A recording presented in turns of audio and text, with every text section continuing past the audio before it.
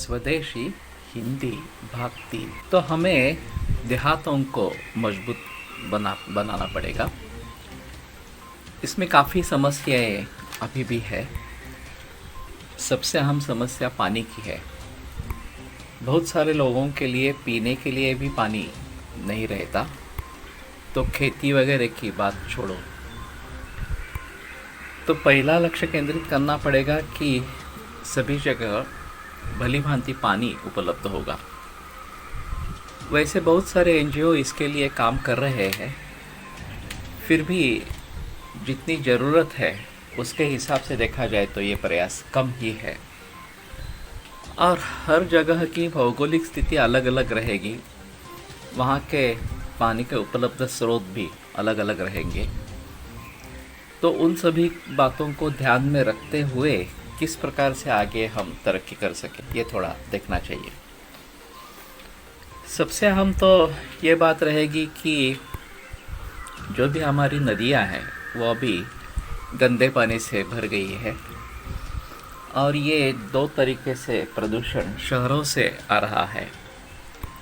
एक तो केमिकल्स का प्रदूषण है, और डाइज वगैरह जिस प्रकार की इंडस्ट्रीज़ है तो उसमें पानी गंदा हो जाता है और वैसा ही नदी में फेंक दिया जाता है।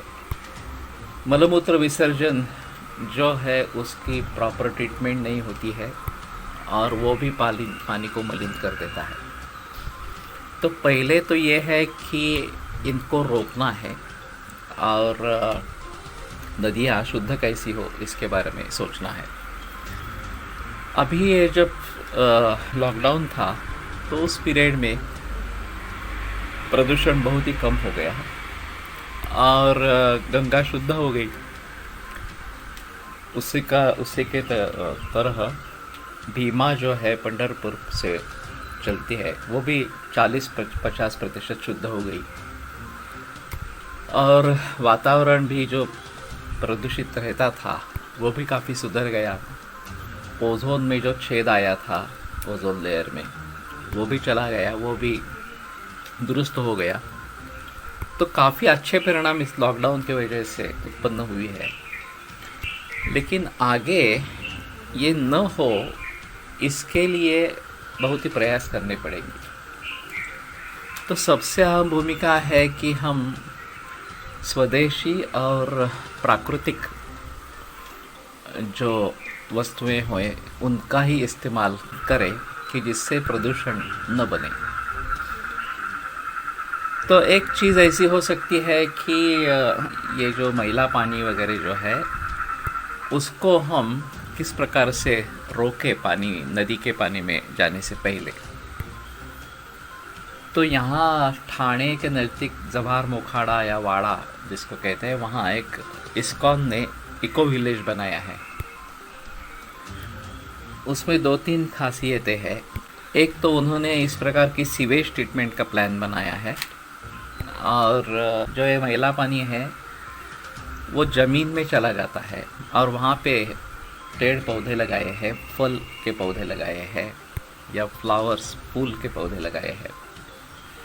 तो उनको एक नैसर्गिक खाद मिल जाता है और ये पानी ज़मीन से होकर नीचे जाता है, वो काफ़ी मात्रा में शुद्ध हो जाता है।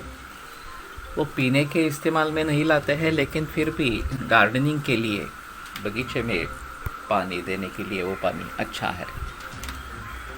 तो उसी प्रकार से नदी के दोनों ओर अगर हम बेल्ट बनाते हैं, ग्रीन बेल्ट जिसको कहेंगे, और ये शायद 15, 20, 25, 30 जितना हो सकता है उतना फीट चौड़ा हो जाएगा।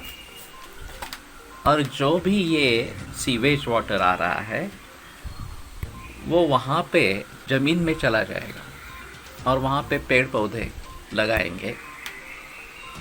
तो खास करके ये शहरों में होना बहुत ज़रूरी, क्योंकि वहाँ प्रदूषण की मात्रा बहुत ज़्यादा है। और फिर नदी को अंदर लेके जाएंगे, उसके बारे में कल सोचते हैं।